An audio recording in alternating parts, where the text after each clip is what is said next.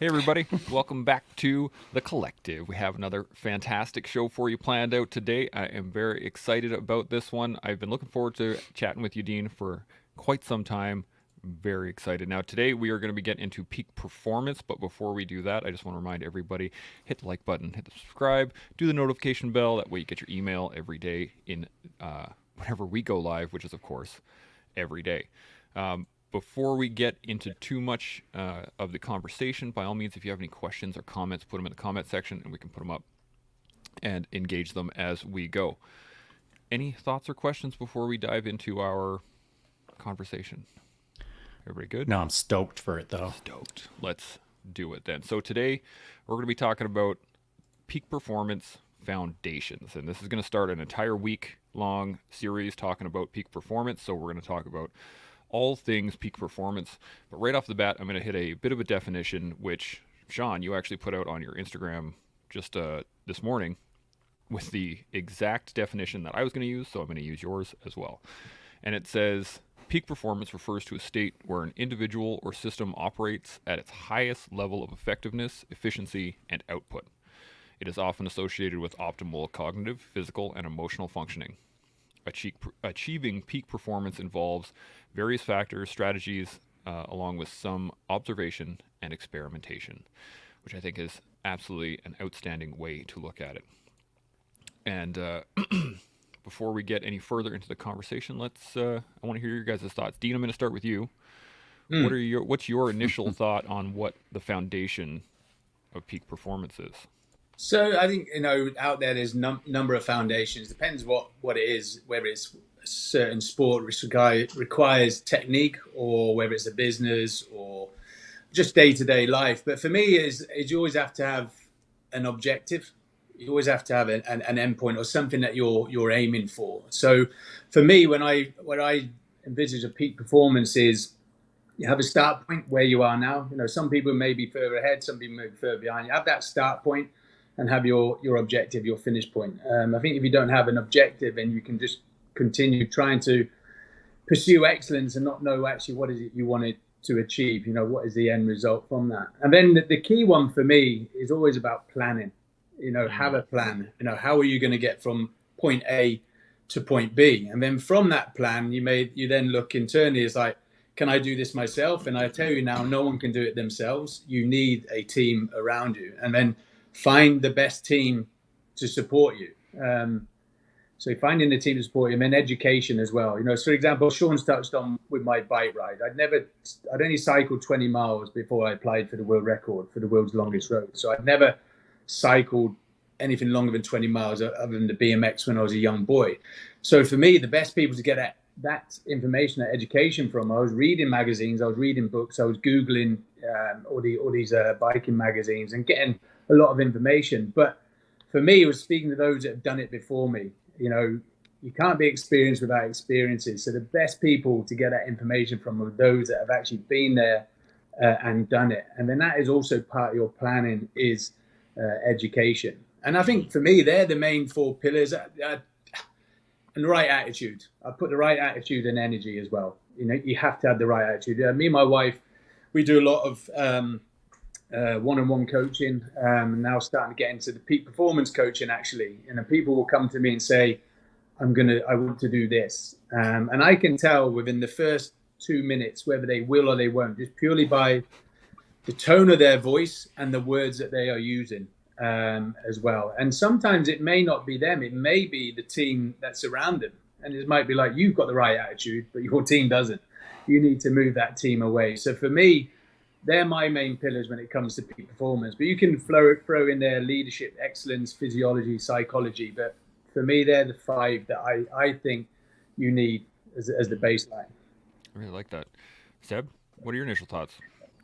Yeah, like there's not much to add to this. I mean, having your systems and subsystems working together to achieve an optimal outcome, and that optimal outcome has to be associated with you. It can't necessarily be associated with somebody else. So everybody has, because otherwise you may be taking something that's so lofty that you will never make it. So it's important that, as Dean mentioned, that you have an actionable plan, that this plan is reasonable, and that it's incremental, and then you can, set lofty goals. But eventually what happens is, if you've done it enough and you've released that hold on your central nervous system and all the things that tell you not to do certain things that are uncomfortable, you can do things such as what Dean did, which without preparation, without real preparation for a certain event, just go out and basically wing it and be successful in that. But it takes years of practice doing hard things in order to be successful in that pursuit. And it wasn't reckless by any means, because there was a team and everything is mentioned. So just establish an outcome, a desirable outcome that optimizes your life and your capacity, and then go for it in incremental steps. Okay. Sean, thoughts? Yeah, there's a couple of things that came to mind as I was listening to the two fellows. And I think maybe first thing I'd like to kick out is, in respect to peak performance, you've got to consider whether it's a solo journey or a team journey. Now, I know that we're separating, or I'm separating solo and team, but it's already been said that you've got to have a team around you to see success. And I cannot agree with that more strongly. But you can be on a solo journey surrounded by a team, or you can be in a team surrounded by a team. So you can try to be the best, or a World Cup soccer team. Now you're not just an individual, you're in the team surrounded by a team. Versus as Dean did when he was riding down south on his bike for just approximately 100 days. He was surrounded by a team, but he's a solo person. And those are two very different environments. And so in respect to peak performance, we could just take those two distinctions and play with those for the rest of the hour. So I just want to illustrate that you've got to understand whether you're singular or team-based.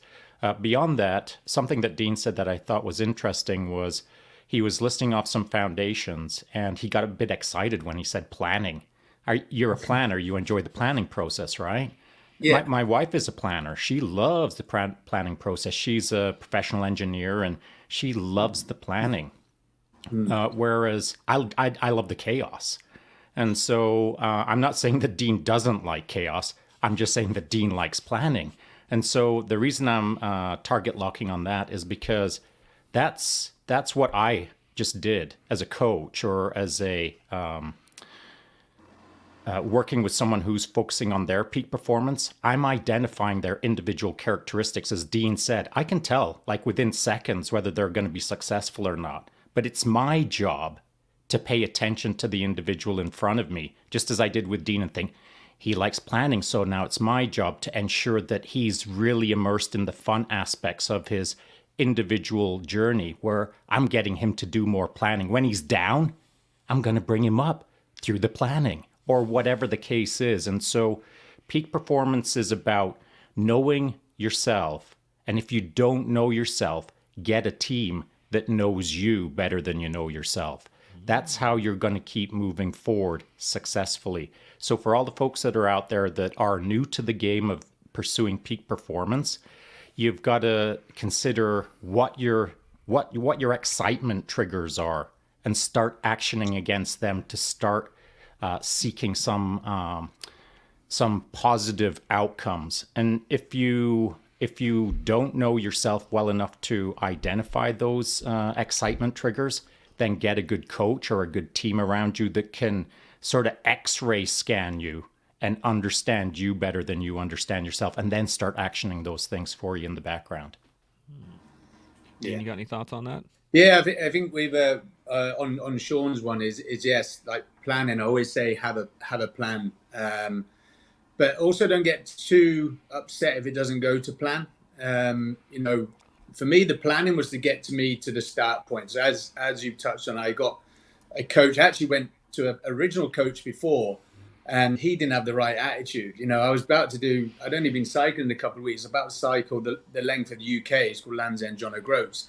And he said, oh, we're going to be doomed. And that word doomed, I was like, okay, this guy. And I found him in one of the bike magazines as the biking guru, and I was like, okay, this guy doesn't understand me. So something you also picked up on earlier as well, is Seb, is that don't compare yourself to others. I have a history. I was, in the military, went to the SBS, so I'm not a cyclist, but I have got experience in endurance and doing other things. I just needed to sort of bring that into the cycling community. So he told me I was doomed. I phoned my friend and I went and did it the following week. I did everything completely wrong in the cycling world because, you said you weren't bike fit, and I thought bike fit was actually fitness, when in fact it's your measurements to your bike. I did it all completely wrong. but for me, I had to do that challenge because the bike ride I was doing was 15 Land's End John O'Groats back to back. So for me, it had to be a mental boost. So planning for me was planning just to get to the start point. With some of these big challenges I see with people, if you get to the start point uninjured with all the kit, you're 75% of the way there. Everything else is down to you. So my planning was very intricate in the training aspect. And I found another training instructor who's actually only lived 5 miles from me. But as soon as I met him, told him what I was going to do, he never showed me any doubt. He said, right, this is the plan. But actually the success of the actual bike ride itself was being reactive to the situation as it changed on the ground, which was very much from what I was used to in my time in the military. As you know, we'll get dropped into situations where there is no infrastructure, there is no, there's nothing there, but you still have an objective. So for me, I contradict myself, especially when I tell people the importance of a plan, which is true. Have a plan, have a basic plan, but also react to those changes. Don't get too upset if it doesn't go to plan as well. And for me, that came from the experiences I had either in the military or in the private security sector. And just the final one with me, on this challenge, I just took a military set of orders, I put it on here, and I just crossed out ammunition, because as you know, in the military, when we're planning things, we tend to cover most eventualities, actions on, you cover about, medical, food, water, shelter, you go through it all. You have a mission, which is your objective. So that's all I did. I just used a military set of orders. And then as I learned more about cycling, I started bringing that into the plan as well. I like that. I got a comment here, but any other thoughts on this before I jump onto that comment? Just a quick story that backs up what Dean was saying. I didn't have a clue about racing bikes or riding bikes myself when I got out of Tier 1. Maybe like yourself, I didn't have a wife at the time to tell me, go find something hard, or you'll have to leave the house.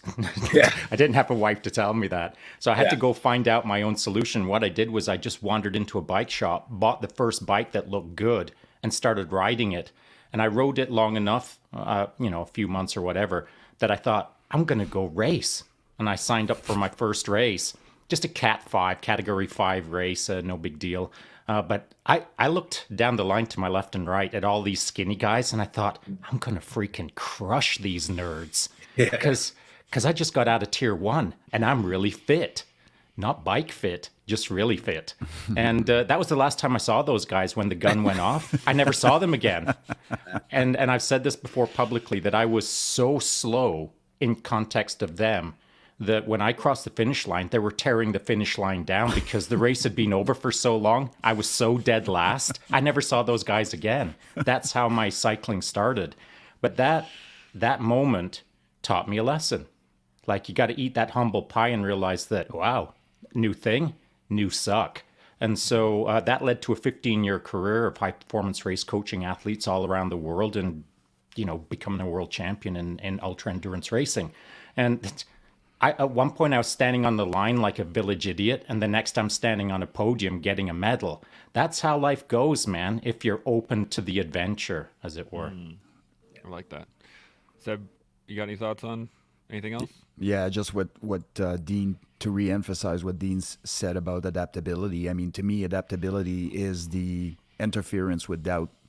Like you have, because you know, if you're rigid in your mindset, and as soon as at the first sign of adversity, and we know that no plan survives first contact, and as soon as that happens, you have to have the ability to adapt so that you stop yourself from disabling whatever it is that you have on. Because once those little disabling voices and mechanisms start kicking in, good luck. The more adversity gets piled on, the more it gets compounded, the more likely you are to find a way out. Create one. I like that. Yeah, and I think that one reason that Dean wouldn't have quit in that 100, probably wanted to quit several times, but one reason he didn't quit during that 100-day effort was because he had a higher purpose than just his own whining, Agreed. his own moaning, his own complaints, his own problems. As an ultra endurance racer, I know how hard it can be, but you've got to have something higher than yourself, than just your own whining voice. And I think that's a real critical part of this conversation when we get into peak performance foundations. We can align all of the various, you've got to do this, you've got to do that, you've got to think about this, etc. But at the end of the day, if you're just doing it for you, that's often not enough to achieve peak performance. Agreed. Dean, Yeah, you I have think, something to add? Go for it. yeah, I think of Sean and Seb, you know, there is no plan B. Just to put some context of what Sean was saying. So I applied for the world record because that was something that was my objective, to get me out and training every day. That was something I had to aim for. But then we did it for a charity and we were raising £1 million. And so, you know, for me, when there was dark times on the bike ride, I would sort of see, I met one of the schools, for example, and they would get £100,000, which enabled 14,000 children to speak to counsellors. So, and that was just one of the 11 charities. So for me, I would then relate that to the bike ride. That meant every mile I was cycling meant that a child was going to see a counsellor. And then, you know, where the veteran money went to, where the postnatal depression went. And so it's more than you. And if you're doing it for yourself, and it's very easy to say, well, actually, I give up. You know, we had a fundraising event 6 weeks after I finished the challenge. We were planning that fundraising event, and £50,000 deposit was already down 6 months before I even went off. So even before I'm on the challenge, we're planning the welcome back party. And I'm like, No pressure, though. No pressure at all. But Amanda, who ran the event for us, she's amazing. You know, we had a committee, and she said, "What is the contingency?" And I never used to answer her. I used to smirk. And Alana, my wife, would answer and say, "We'll go to Dean's funeral. That's the contingency." But actually, when I came back, I spoke to her and I sat down and I said, "Look, Amanda, if I'm in that meeting and you're already thinking about contingencies and giving me options, when it gets hard and when it gets dark, your body you'll naturally want to veer towards that contingency." So for me, there was no contingency. There was no outs. The only way to the end was the 14,000 miles. And so when I explained it to her in that aspect, she sort of got it. But yeah, you speak to, again, it's the attitude of the person you're chatting to when you're talking about this. You know, when they're like, well, we have a contingency. If we don't do that, you know, that's the wrong attitude and to be displaying. There should be no plan B. It should be the only objective is the objective. As with all of us in the Special Forces, that's what it was. We never looked at a plan B. It was always the mission. There wasn't a mission A and mission B. It was mission and objective. That we didn't get any alternative options. That was it. And so just put that into this. It's similar to burning the boats. Once you hit the shore, burn the boats, and then there's no way back. Exactly. Yeah, that's interesting. Now I have a couple comments here. Any other thoughts before I jump into these? Okay. So just a quick one. KH says, "Good day, gents. Good to see you, Carl." Interference of doubt. I really like that too. And then the River Viking jumps on here with a question. He says, "Should it be something that you love already? Or do you think it can be something you learn to love? As in finding something to be a peak performer in." What do you guys think? Seb, I'm going to start with you.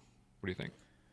Yeah, I don't let emotions dictate what I'm going to do. If there's a reason for it, and if I love it, if I just so happen to love it, then it's a bonus. But if I don't, perhaps it's the best thing for me to do is something that perhaps is catering to some of my weaknesses or some of the things that I'm less comfortable with. And so I don't give too much into the emotion associated with a certain event. It will be more about, and yes, I will acknowledge those emotions, how I feel about it, and I will try to question why it is that I feel a certain way so that I can get to the bottom of it. If the answer is I'm uncomfortable, there could be a very valid reason, and I might have a blind spot here that I haven't been looking at. And so that might be an even a better reason to get engaged in it. And so it's important to acknowledge emotions as I do on a daily basis, but also it's important to know when to say they don't run the show kind of deal. Like that. Dean, you got any thoughts on this? Yeah, I think, using my bike ride as an example, I'd never cycled before, so I didn't love it before. And similar situation with Sean, when I first did my century ride, I got overtaken by lower 70-year-olds and things. So I was humbled quite quickly. But as I started getting into it, I did start to learn to love it. And I think if you go into, again, Seb, it's a bonus that you love it already. There also can be reverse psychology. You may love it at the beginning, and then as you're getting into it more, learn to hate it. So, it's you got to be careful. But I think do something that, for me, I had to do something that took me out of my comfort zone, a bit like you touched on there, Seb. And so, for me, that was my motivator. And also my motivator is I like to prove people wrong. We did our SWOT analysis, the strengths, the weaknesses, opportunities, threats, and the only weakness came back was my arrogance towards the cycling community, which I took as a strength. So, I thought, no one actually ever said that, in fairness, from the cycling, how it could be perceived. But it's like my father telling me I'd last 2 minutes in the military. There's no point in arguing. The best course of action is action itself. So that was my inner motivator as well. So for me, I took on a sport I'd said I didn't love because I didn't really know much about it, but soon started to fall in love with it as I went along. I like that. Sean, what do you think? Yeah, I think that's. I have some similarities, and I think that I think it's awesome that Dean, you came to the realization at whatever point in your life that this is the way you're wired, and this is how you run your personal program, and this is how you like to interact with the world. The better that we can understand ourselves, the better we can do in life. The more we can peak perform, and so I think that. So, Chance, you'd started with my definition that I put up on my IG story this morning, which was, it's a good definition, I think. But the other half of the IG story, so I kind of defined peak performance, what it means to me. But then I focused on the adventuring part. So the post was not about peak performance. It was about adventuring will take you to peak performance. And why? Because an adventure usually involves things like facing the unknown, getting uncomfortable, things getting a little chaotic. You're not in control. It's putting you in touch with new thoughts and new points of view, a different view of the world, as it were. And as you eat new food and drink weird water and see different clothes, and that's a tree I never knew existed. All of these things make us richer in the moment. They make us more three-dimensional. And without the spirit of adventure, I find that peak performance can feel a little bit forced. And so it's fine to take a very clinical or sterile, clean, one-dimensional trajectory towards peak performance. And at the end of it, you'll achieve some peak performance, and you can look back and you can see the science-based model of this was a perfect trajectory for me to be peak. But I think the more beautiful journey is the chaos, the adventure, the unknown, stepping into the void, just like Dean did, grabbed a bike and started getting after it.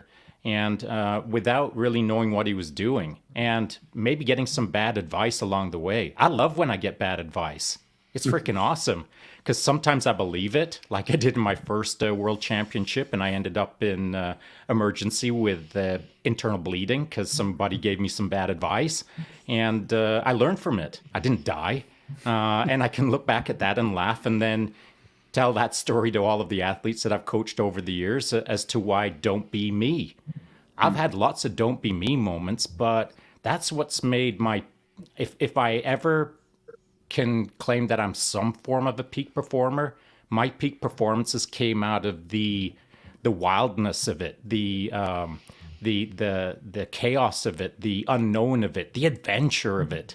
I think that at the end of the day, if you can claim you're a peak performer in in a laboratory setting versus be a peak performer where you're covered in dirt and you don't even know how you got there and you're still a little bit sideways from the moment. That's what I want to be. I don't want to have such a sterile, clean trajectory towards peak performance that I didn't get a bit of dust on me, you know? You got any thoughts on that, Dean? Yeah, no, I was actually just thinking about my challenge itself, actually, the adventure. That was one thing. So when we were looking at the challenge, I was looking at Cairo to Cape Town. That's one thing that jumped out at me. But I'd actually, in the security industry, worked all over Africa. And then Alana then found the world's longest road. And I thought, yeah, that's something somewhere I've never been to. And that's always kept me going as well, because I wanted to see the sights as well. But I think, another point Sean mentioned as well, he learned from that. But a lot of people nowadays are scared of the word failure. I don't think there's a word failure. What Sean didn't fail there. He had an experience. You know what I mean? And that experience, as I said at the beginning, you can't be experienced without experiences. And so I think that also puts people off as well when they're looking at some of these big challenges. When I talk, it's the fear of failing. It's not failure, it's experience. As long as you can learn from that experience, if you repeat that same, and you did that again, Sean, if you did that again on the next ride, then you haven't learned from that experience. Then yes, but it's learning from that and not repeating. And I think that sometimes gets in people's heads as well. For me, when I did the bike ride, we had the documentary team like, this guy shows no emotion. It's like a military operation. And actually, I spoke to them afterwards, and I had no pressure from my sponsors. I had no pressure from the charities. It was my own self-induced pressure. I told the world that the ethos of the UK Special Forces was the unrelenting pursuit of excellence. I said, how does it look to me if I don't do this challenge? I would never be able to walk into a bar again with the SAS and SPS. So actually, it was my own self-induced pressure. And so I think some people as well, that's what beats them up or eats them up as well, is their own self-induced pressure. But yeah, don't worry about the word failure. It's all experiences. I would never diss anyone who tried something and failed. I probably would if they never tried. Yeah. Seb, you got any thoughts on this? I got a couple of points, but you want to hit it? Yeah, sure. It comes down to the men in the arena, right? Like failure is such an interesting concept, because the people that seem to care less about it are the people that are exposed to it the most. And we've all seen, great guys not make it for 0.04 of a second or whatever on an evolution or whatever the case may be. And we all know that we would have taken those guys anywhere. So we know that the difference between passing and failing was a very small margin that none of us has had any control over at times. And so, but it's interesting how you're not used to that world. Generally, we shelter people against failure by having courses designed a certain way so that people are successful and so now it just feeds into that whole I'm afraid of failure piece, which I think is a critical piece brought on by Dean here. But also perception of failure, it completely out of your control. The perception that you are failing at whatever it is that you take on is not up to you. People can perceive that. I could be the most successful businessman in the world right now, and they look at me and it's like he's a failure as a father because he spent way too much time, working. And you can extrapolate this in a variety of different settings. You can't control what other people will think, and you shouldn't try to, control what you can control, which is you and the pursuit of what you are doing and why you are doing it. Been chatting to my kids, Seb, have you? Who's that? I'm sure he'd be willing. I'm sure he would be willing, 100%. Any other thoughts? I got a couple comments and a point I want to make, but you guys are good. Yeah, I do. I do. And so the pressure that we place on ourselves, that's the thing that we can control. The pressure that others put on us, we can't control that. But to Dean's point, he said that he had some sponsors. And I flashed through your IG page about 10 minutes before I jumped into my IG chat and gave you a follow. And so, not like it matters, but don't even worry about it. But as I was flicking through it, I think I saw that were you sponsored by Orbea? So yeah, the bike was Orbea, yes, yeah. Okay. Yeah, but interesting enough, there was a bike sponsor before that. It was Cannondale. and Cannondale UK were all on board it, but they didn't have enough budget, so it went to Cannondale US. So I had a big figurehead as well on this challenge. Prince Harry and I, did a promo video together. It was his charity, so actually that is more of a burden than an advantage, having someone like that on it. So Cannondale US came back and said, we'll do it if we can get a photo with Harry on the bike. And I was like, you're doing it for the wrong reasons. This is a mental health challenge. So still didn't have a bike sponsor, and bravely told them to pack their bags and bugger off. But yeah, then got introduced to Orbea, and theirs wasn't about getting the photo. It was about trying to promote physical activity, helping your mental state as well. So yeah, thankfully they came on, and I new to the cycling world, I didn't realize their sister company was Orca, which gave me the Lycra as well. So it was a 2-for-1. That's awesome. So I'm glad that was the case, because I also raced for Orbea. Oh, wow. And I was sponsored, a sponsored racer by Specialized when I was racing down in Texas for a couple of years. And then when we moved back to Canada, one of my athletes that I coached was connected with Orbea, and he said, hey, we'd like to put you on our bikes. And I said, let's do that. So I've got 3 Orbeas hanging in my garage right now, and 2 of them are single speeds. One of them is a 1x10 mountain bikes, and I love them, man.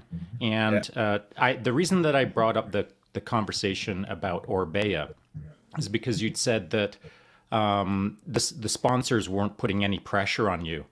But in my world, me, not the world, in my mind, whether the sponsor's putting pressure on me or not to provide this or that or the other thing, I don't care, because them sponsoring me is all the pressure that I need. Now I'm going to double down on my efforts, because someone is providing me support, a larger team around me, to whatever infinitesimally small degree that they're supporting me. Now I'm responsible to perform for them. Just the simple act of giving me free bikes makes me go way harder, because I don't want to let down my sponsor to some degree. And so I think that for any sponsors that are out there, if your expectations are unrealistic, just dial them down, because know that the athlete feels the pressure of wanting to represent the sponsorship, as it were. Most good athletes, anyway. Obviously, there's people who take advantage of the system in both respects. So I think that as an athlete, or as someone who is in the game of trying to peak perform, the moment that a sponsor gets involved with you, it should make you work a bit harder. Yeah, 100%. Dean, you got any thoughts on anything else? Yeah, I probably didn't feel I had much pressure from Orbea. I built a relationship with them anyway, and I knew the background. But actually, the bike I rode was an Orbea Terra, which had just been launched. It was an all-road bike. And so when I finished, the guy I deal with, Damien's like, he said, I didn't know whether that bike, because I was almost test riding it. And I said, well, it's just broke 2-wheel records, so it's good. So that's probably why I didn't have pressure from them. They're probably hoping it makes the full journey. So I tested that, but no, I didn't have pressure. But we had they were in kit sponsor. We had a monetary sponsor, St. James's Place Wealth Management. They gave us £500,000 sponsorship as a non-cyclist. They believed in the challenge and what we were doing. But also, the day before I took off, we had a big annual company meeting and then a dinner that evening. They raised £265,000 and then matched it pound for pound. So before I'd even taken off, they'd already raised £530,000 before I went. So they're the sort of pressures that you're sort of dealing with internally, but I got myself in a good position. I wasn't really worried about the challenge, and the reason for that is I hit my objectives. I always hit the objectives I set out for the day. I see people doing challenges and they're like, I'm 10 miles behind today. What I'll do is I'll catch up tomorrow. But don't do that. Stay on that bike or whatever you're in, that kayak, whatever you're doing. Stay on that and hit your objective. Because you don't know what's going to happen tomorrow. You may have another bad day, now be 20, 30 miles behind. But finish the day in the right mindset. You are where you should be. And then, it all then comes. And I think that was, by the end of the first week, I was 30 miles behind target. And by target, it was still a week ahead of the world record. And then everything then was then gains. I was always ahead of the world record from then on. So I never really doubted myself because I was hitting the objectives that I set out. That's fantastic. Now, Seb, you got something? Just gave yourself a buffer as well, right? Like, so anything happens, you have a built-in buffer now. Yeah. Whereas if you're using that buffer, and it's funny because people will extrapolate this type of attitude in their everyday life. Like, I'm supposed to study, I'll just wait till tomorrow and I'll study tomorrow. No, tomorrow something else will come up. Yeah, well, we call it fudge. You call it Yeah. fudge in the military. You give yourself that fudge.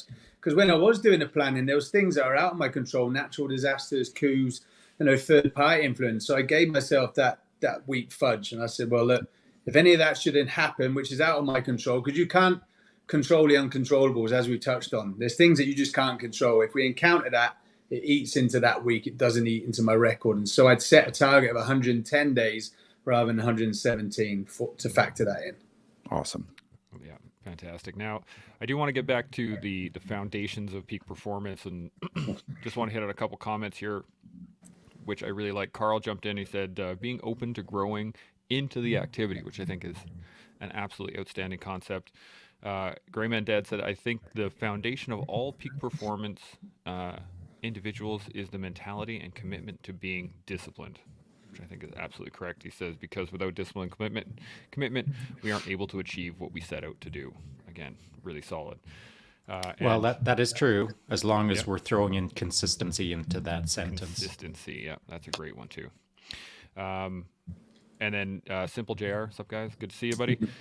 And then, so I was reading up on peak performance just before we got started, and I found this really interesting concept that said it was talking about motivation as a foundation to all peak performance. And I was like, motivation? Like, really? Is that doesn't seem right.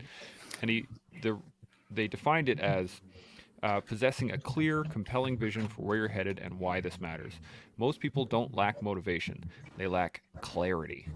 If you desire more motivation, get a clearer vision and know your why. And we've talked about knowing your why quite a bit, but I was wondering what your guys' thoughts on that are in terms of, do you think clarity is a good foundation, or do you think it's something else?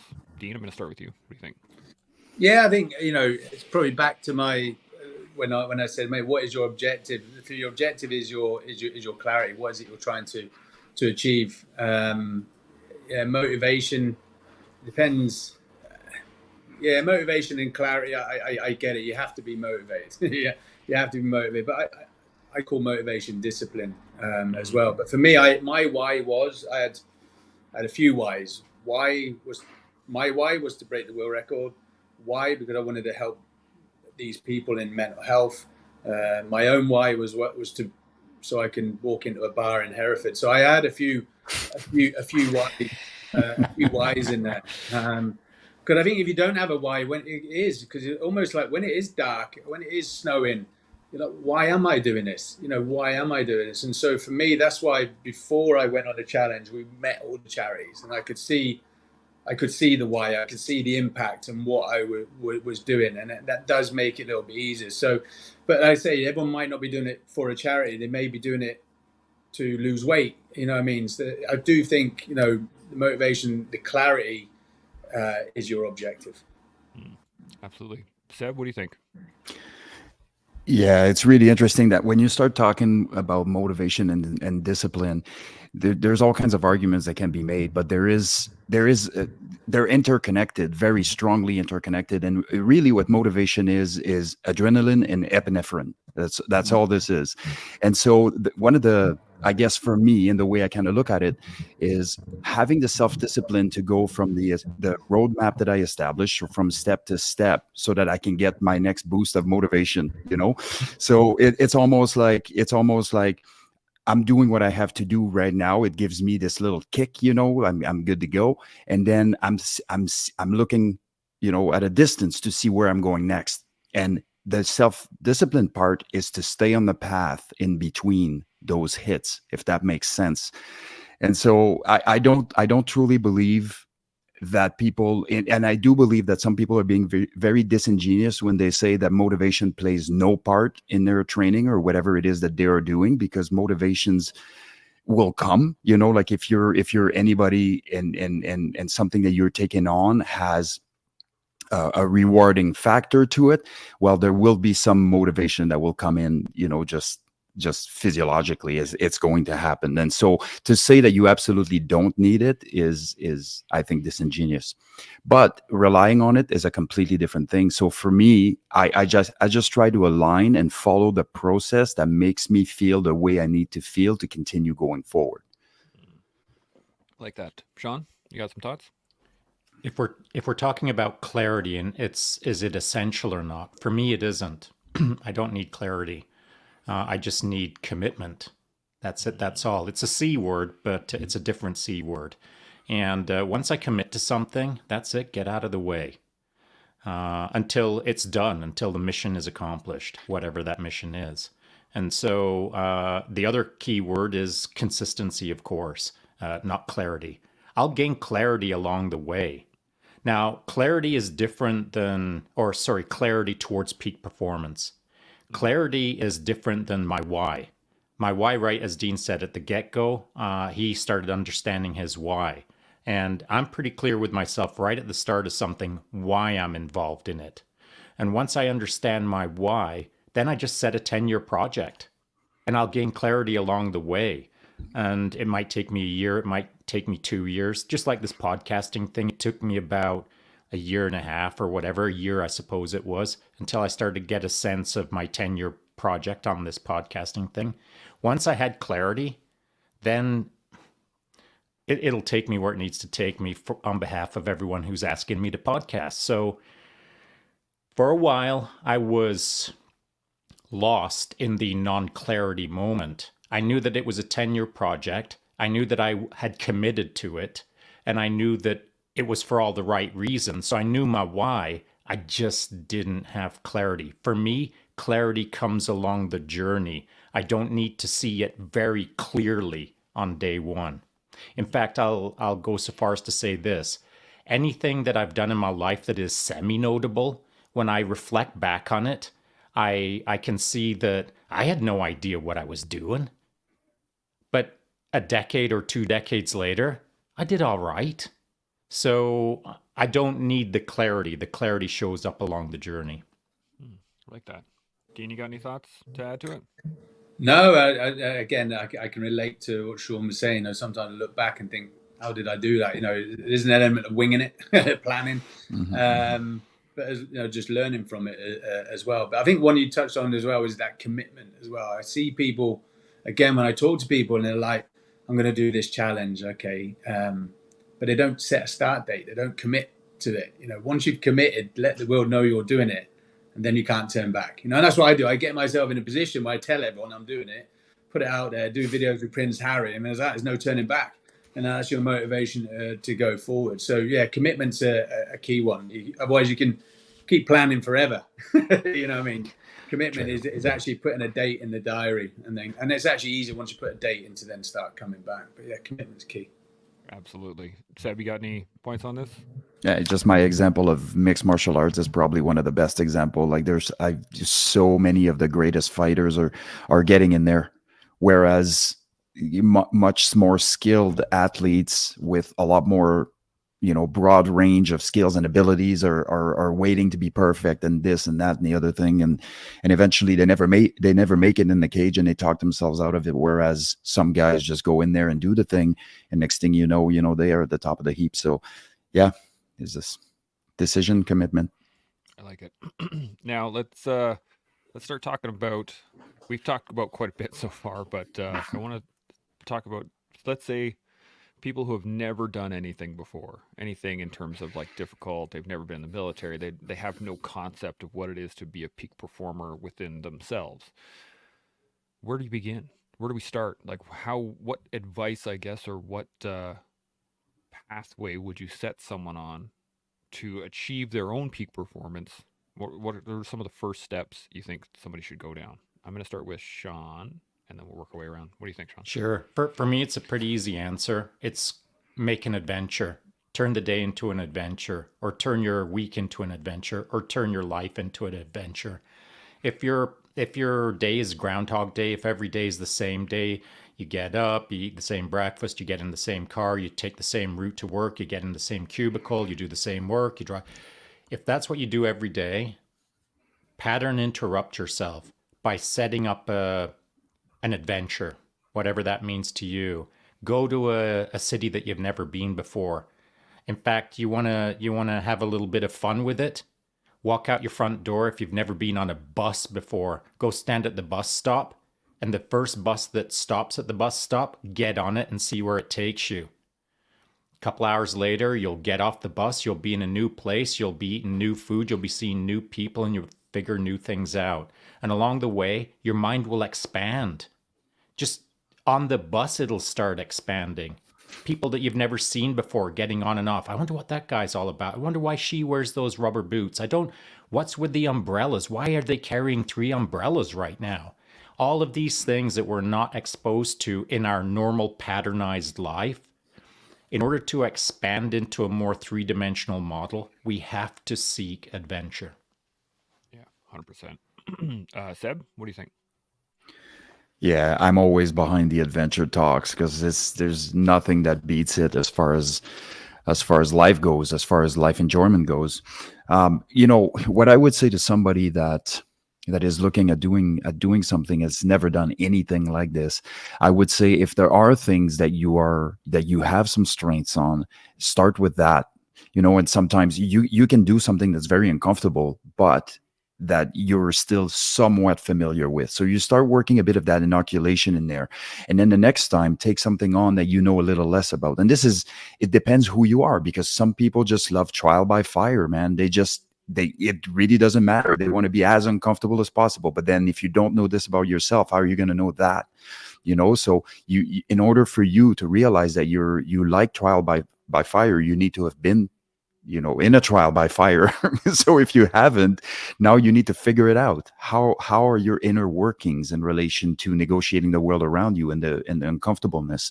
So if you want to start in a reasonable way where it's not utterly terrifying, but it's also uncomfortable, start with something that you do well in, and make it 5 times worse than you've ever done, or different, and until you feel that feeling of uncomfortableness, and then go for it and see how you grow as a result of that.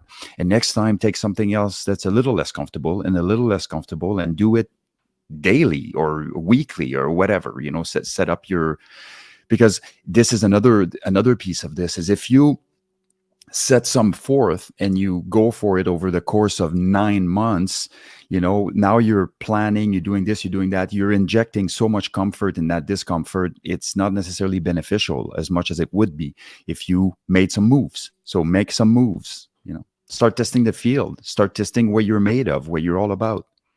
I like that. I like it a lot. Dean, you got some thoughts? Depends, whether it's in, what's your objective? Is it you want to be an athlete? Is it a good business leader or whatever? So for me, we're very fortunate nowadays that we have access to so much information. So many people who have achieved great things. And so first one is, as Seb's touched on, what are your strengths and what are your weaknesses? What do you need to work on? And be honest as well. Identify them, and then try and learn as much as you can from others, from podcasts, from books, etc. But you can listen to as many podcasts as you want and many books, until you actually go commit and do it yourself, you're not going to get experienced. So again, it's about education, and then making that plan. I'll keep going back to the plan. Making a plan, staying disciplined, and having commitment. I did do I guest spoke back in the UK on a leadership summit, and there was 3 speakers. There was me from the Special Forces, there was the England rugby captain, and a guy in finance. And actually, it was exactly the same messaging, just different backgrounds. And so this is the thing: whatever peak performer you look at, it'll be a similar messaging. But whether you do it in sport or business. But for me, the information's out there. I spoke to the previous record holders, and they gave me all the information I needed. Because I asked. Don't be scared to ask people as well. But that was very helpful for me. Absolutely. I do love don't be afraid to ask. That was one of the first things I struggled with when I got into podcasting. Was I don't know if I should ask this guy or I should ask this person, or maybe I don't know, they'll not get. Doesn't matter. ask. The worst they can say is no. Cool. Move on to the next one, right? And that was such a big step forward, and it allowed me to get you on the podcast too, Dean. It allowed me to get Seb. It allowed me to get Sean. Everybody. It was awesome. So now I want to go one step further from foundations, talking about somebody who has never had an issue or never engaged in it.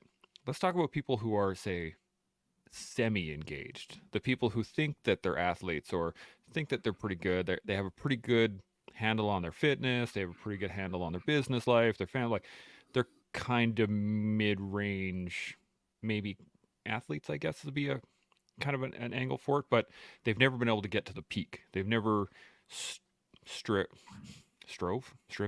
I can't think of the word. Let's go with strived. Strived for that peak. They've never actually gone for it. So what would you guys say it would be the way to get someone over that hump to get to that next level? And Dean, I'm going to start with you. What do you think? Probably identify why it is they haven't taken that step. I actually saw it a lot in the military. I was tier 2 special forces before I went tier 1, and there was a lot of guys I know who were tier 2 who could have easily gone tier 1.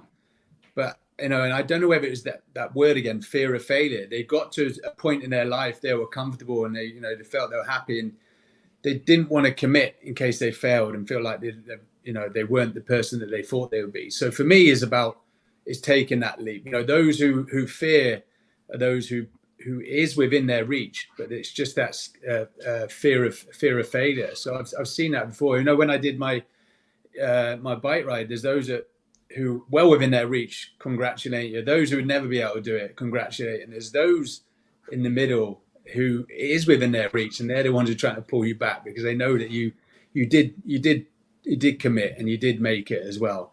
And one phrase I always use as well is for those who are a bit worried, and you touched on it as well earlier, Sean, when looking back, anticipation is worse than participation. Yeah. A lot of people are already talking themselves out of it, but actually when you do it, you then look back like, it actually wasn't that bad as well. But I think failure, that fear of failure, that's what's stopping a lot of people who are more than capable of doing it. Seb, got some thoughts?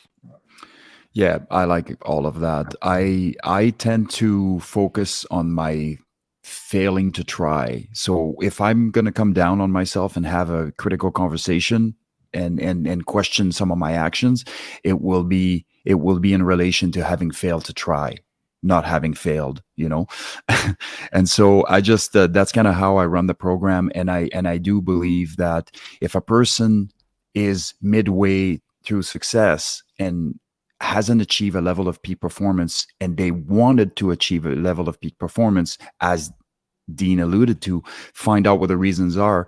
But also sometimes you might want to look at what is the balance here, and that's important. As a coach, if you're coming in and the person says to you, I want to obsess over X, Y, and Z and achieve this. Well, right now you have a decent family life, you have a decent this, you have a decent that. Balance might go off for a temporary state of affairs. You might find yourself going off a bit. So it's important to have those conversations, but generally choosing to be or achieving peak performance is a choice. You make that choice, you commit to that choice. And so, yeah. Sean, thoughts? I think it comes back to reminding someone of their why. And so if someone starts out on day one as they want to be a world record holder in cycling, and 127 days of training later, they're struggling a little bit, maybe they're mid-pack now, and they want to get to the front of that pack, but they're plateaued because they are stuck in a repetitive loop of, I'm going pretty hard, I'm doing pretty good, I'm doing a lot of things right, but I just can't move out of this plateau. Why can't I be at the front of the pack? Why am I in the middle of the pack? Then I just ask them the simple question, why are we doing this? Why are you doing this? Why are you in this game right now? Why are you in the middle pack and not at the front? What is your why? Did you tell me that you wanted to be a world champion? Did you tell me that you wanted to be a national champion? Did you tell me that you wanted to be a city champion? What did you tell me? And the moment they have to answer their own why, that's the moment that they get back to work again.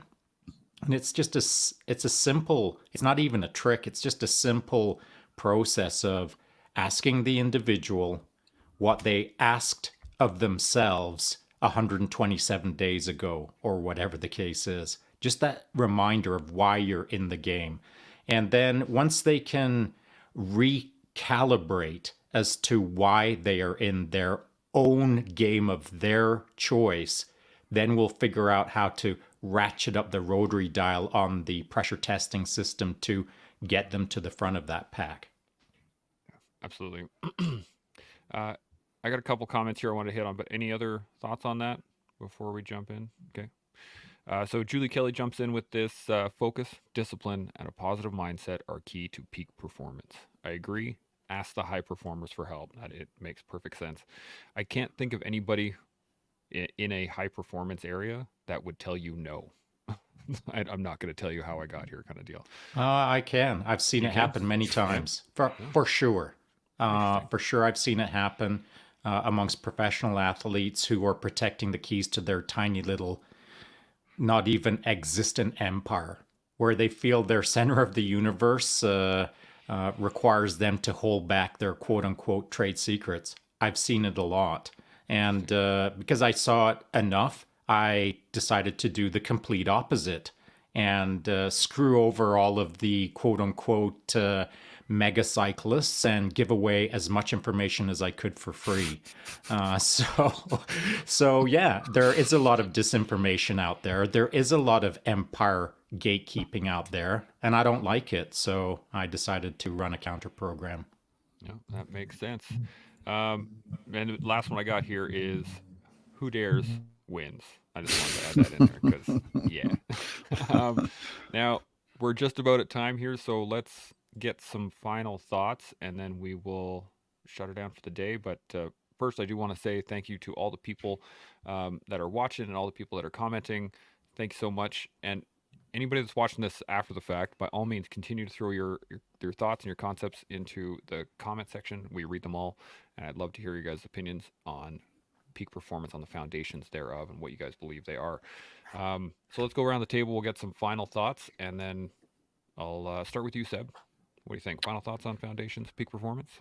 Yeah, I would say why, how, and when is the questions that you have to be able to answer, and those questions have a portability, so you can take your basic character traits or your basic attitude and take it anywhere, as Dean alluded to earlier, with respect to, you could be in business, it could be in athletics, it could be in X, Y, and Z. But if you have those, I feel like if you have those as a foundational basis, you're good to go.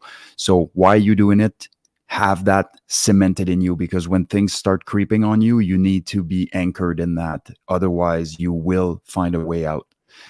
And then how you're going to get there, one way or another, trial by fire or having a planned approach or whatever the case may be, speak to the people that you need to speak to. And at the end of it, when are you enacting that plan? Yesterday was the best time. Today is the next best time. And tomorrow is, so on and so forth. Absolutely. Dean, what do you think? Final thoughts? Yeah, I agree with Seb there, the whys. But I think for me as well is don't compare yourself to other people. You are unique. You are that person. People did it to me. You go, oh, such and such does it like that. Well, I'm not that person. I am Dean Stott, and this is how you know your body and mind better than anyone else. Social media doesn't help matters when you see everyone's successes. But what they don't show you is all the dark days and stuff like that. So, have a plan, educate yourself, ask. Don't be scared to ask. Don't be scared to ask and learn as much as possible. And, there will be times where you hit your lows, but learn from that, pick yourself up, and then just aim for those highs. It's worth it in the end. Absolutely. Sean, final thoughts? Hard to add anything more to that, I think, but maybe for anyone out there who's not achieved their own version of peak performance, whatever that means to them, don't misconstrue anything that we've said today in respect to peak performance means you're top of the field. You're the CEO of the entire business world. That to me isn't peak performance. Those are titles, those are outcomes. To me, peak performance is effectively and efficiently becoming the best version of yourself. That is peak performance. But that doesn't mean that you'll be a world champion. It means that you'll be your own champion in life. In anything that you set your mind to, you just don't have to yardstick yourself against everyone around you other than to get a sense of how you're doing. The outcome that you set for yourself is the only thing that matters for you. So be a champion in your own outcome. Absolutely. And to finish off, I do want to say thanks, Dean, very much for coming on. Thank you, Seb, for joining us. And Sean, always good chatting with you every day, obviously. And I just wanted to reiterate a lot of what we were saying, but I'm not going to because I think it's been said many times over. So as we all learn how to build our own foundations, we can then continue to build them into who we are, what we want to do, and grow into the people that we're meant to be. And you can do that with us every day here on The Collective. See y'all tomorrow. Chimo.